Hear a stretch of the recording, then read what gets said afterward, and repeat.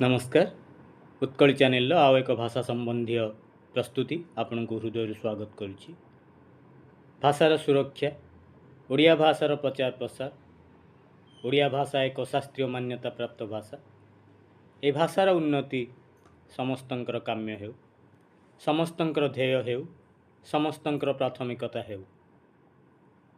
सेही क्रम रे आज उपस्थापन गोटे शब्द विशेष भाव में व्यवहृत होता है, बहुल भाव में व्यवहृत होता है, ता हेउछि जलांतक।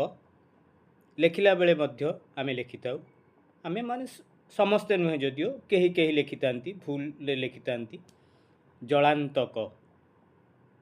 प्रकृत रे जलांतक शब्दटी यार अशुद्ध रूप अटे।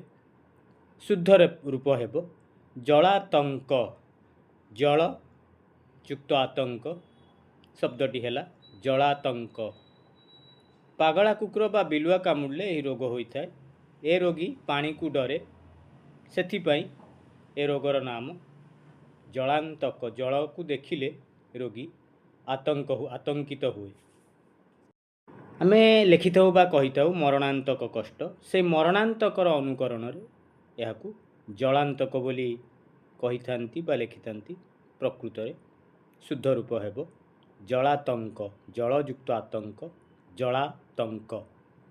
उपस्थापनटी जदि आपण मानकु भल लागि थाए, ए उत्कली आपण मानकु गोटे सब्सक्राइब मागुछि, चैनल लाइक शेयर मागुछि। धन्यवाद। वंदे उत्कल जननी। आज दिनटी आपण मानक पई मंगलमय हेउ।